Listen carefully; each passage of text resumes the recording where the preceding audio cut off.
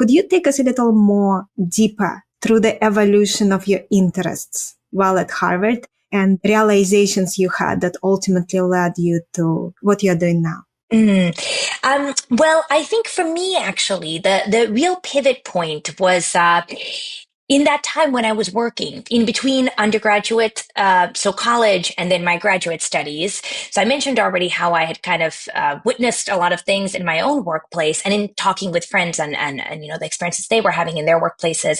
But this was also around the time in 2012, 2013, when Sheryl Sandberg published her book Lean In, which was a paradigm shifter, right? And it shaped the conversation, forever entered the vernacular. Even today, more than a decade later, people who never read the book know the term lean in and use it. Anne-Marie Slaughter, who was at the time a former senior official at the State Department, published a very highly read article in The Atlantic called Why Women Still Can't Have It All.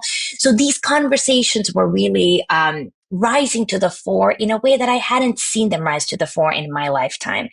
And I had this realization that I was so much more passionate about reading these books, having these conversations, thinking about these issues than I was about the important work that I was doing as a management consultant, serving clients every day.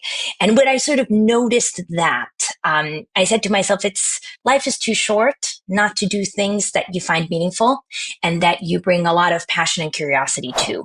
So then when I came to graduate school, I already had it as a personal agenda item to sort of explore what a career in advancing gender equity could even look like. What would be the potential jobs available? How might one make this into a lifelong career?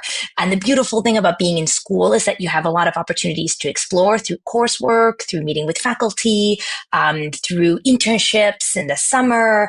And so that's kind of what I did during my graduate studies, exploring what would a path look like if I wanted to work on these issues for the rest of my life as a full-time career.